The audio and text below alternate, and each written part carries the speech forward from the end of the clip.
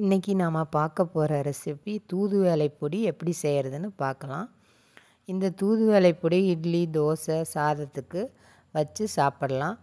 சளி பிடிக்கிற நேரத்தில் இந்த பொடியை போட்டு சூப்பு மாதிரி குடிக்கலாம், இல்லை ரசம் மாதிரி செஞ்சு சாப்பிடலாம். தூதுவளை கீரை அடிக்கடி கிடைக்காது. கிடைக்கிறப்ப வாங்கி இந்த மாதிரி பொடியை அரைச்சி வச்சுக்கிட்டோம்னா ஃப்ரிட்ஜில் 6 மாதம் வரைக்கும் ஸ்டோர் பண்ணி வச்சு சாப்பிட்லாம். தினமுமே இதை உணவில் எடுத்துக்கலாம். ஈஸியாக எப்படி செய்யலாங்கிறத இப்போ நம்ம பார்க்கலாம்.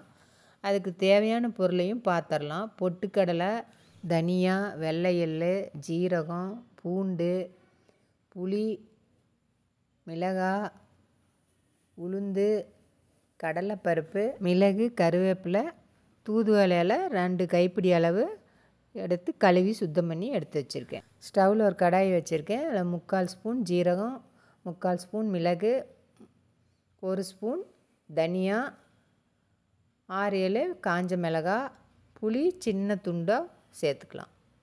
சேர்த்து இது எல்லாமே நம்ம வறுத்துக்கலாம்.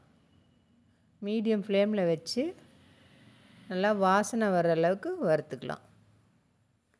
கொஞ்சம் கடாய் சூடானதும் நம்ம சிம்மில் வச்சு வறுத்துக்கணும்.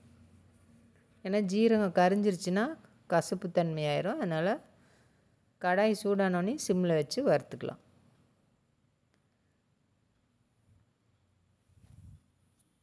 இந்த மழை காலத்தில் இந்த மாதிரி நீங்கள் பொடியாக செஞ்சு வச்சுக்கிட்டா எடுத்து சட்டுன்னு போட்டு கொடுக்கறதுக்கு ஈஸியாக இருக்கும். வறுப்பட்டதை நம்ம ஒரு பிளேட்டில் மாற்றிக்கிட்டோம். இப்போ அடுத்தது அதே கடாயில் 1 கைப்பிடி அளவுக்கு கருவேப்பிலை சேர்த்துருக்கேன். நல்லா கழுவி சுத்தம் பண்ணி எடுத்து சேர்த்துருக்கேன். அதையும் நம்ம வறுத்துக்கலாம். எதுக்குமே நம்ம எண்ணெய் சேர்த்த தேவையில்ல. எண்ணெய் சேர்த்தாம தான் வறுக்கணும். இதுவும் நல்லா வறுப்பட்டு வந்தோடனே நம்ம எடுத்து பிளேட்டுக்கு மாற்றிக்கலாம். இப்போ நல்லா வறுப்பட்டுருச்சு, பிளேட்டுக்கு மாற்றியாச்சு. இப்போ அடுத்தது நம்ம அதே வாணலியில் 2 கைப்பிடி அளவு தூதுவளையில் கழுவி சுத்தம் பண்ணி எடுத்து சேர்த்துருக்கேன். இதுக்கும் நம்ம எண்ணெய் விட வேண்டாம், அப்படியே வறுத்துக்கலாம். நல்லா இந்த மாதிரி வதக்கி விட்டுக்கலாம். நல்லா மொறு மொறுன்னு ஆகிற அளவுக்கு வறுத்துக்கணும்.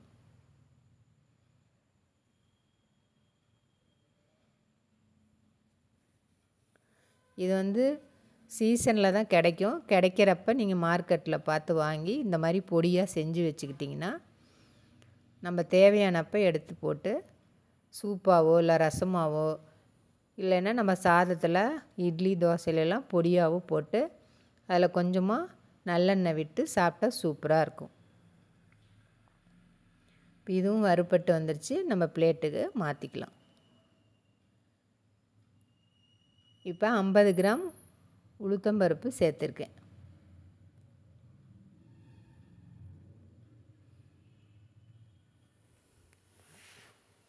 இதுவும் நல்லா செவக்க வறுத்துக்கணும். லைட்டாக செவந்தோடனே இதோடவே நம்ம கடலைப்பருப்பும் சேர்த்துக்கலாம். 50 கிராம். இப்போ 50 கிராம் கடலைப்பருப்பும் சேர்த்து நல்லா செவக்கிற அளவுக்கு வறுத்து எடுத்துக்கலாம். இதை மீடியம் ஃப்ளேமில் வச்சு வறுத்துக்கலாம்.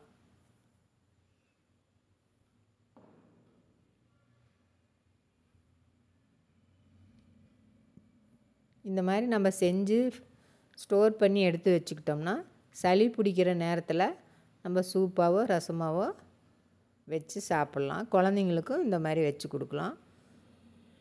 பாருங்க, நல்லா செவந்து வறுப்பட்டு வந்துடுச்சு. இப்போ நம்ம இதையும் பிளேட்டுக்கு மாற்றிக்கலாம்.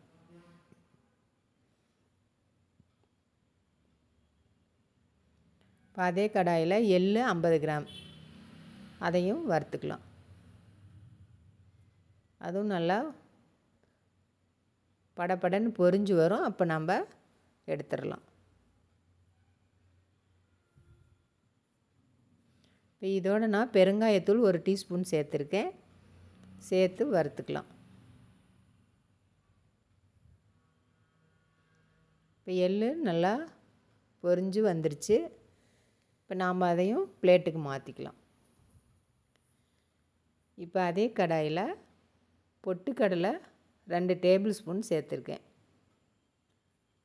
அதையும் லைட்டாக வறுபட்டு வந்தோடனே நம்ம எடுத்துக்கலாம். ரொம்ப வறுக்க தேவையில்ல, ஓரளவுக்கு வறுபட்டு வந்தால் போதும்.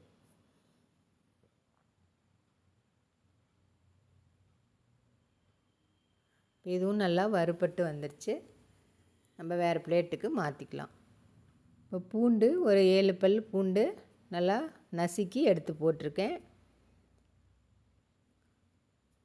அதையும் நம்ம வறுத்துக்கலாம். எதுக்குமே எண்ணெய் சேர்த்தாமல் அப்படியே வறுத்து எடுத்து வச்சுக்கலாம். இப்போ உப்பும் ஒரு ஸ்பூன் அளவுக்கு உப்பு போட்டு அதையும் நம்ம வறுத்துக்கலாம்.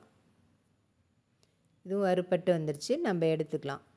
இப்போ எல்லாமே பிளேட்டில் மாற்றி ஆற வச்சுட்டேன். இப்போ ஆற வச்சதை மிக்ஸி ஜாரில் சேர்த்து அரைச்சிக்கலாம். ரொம்பவும் கொரகொரப்பாக இல்லாமல் ரொம்பவும் நைஸாக இல்லாமல் மீடியமாக ஓரளவுக்கு கொரகொரப்பாக அரைச்சி எடுத்துக்கலாம். இப்போ உப்பும் சேர்த்தாச்சு, எல்லாமே அரைச்சி எடுத்துக்கலாம். இந்த மாதிரி நல்லா வாசனை கும்மு கும்முன்னு வருது, நல்லா மணக்குது.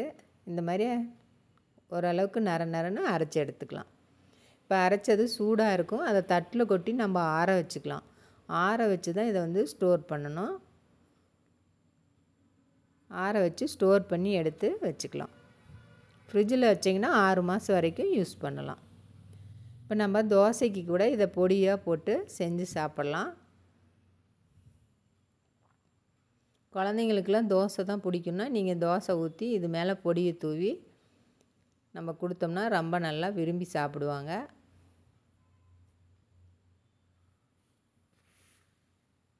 இப்போ இது மேலே நம்ம பொடியை தூவிக்கலாம்.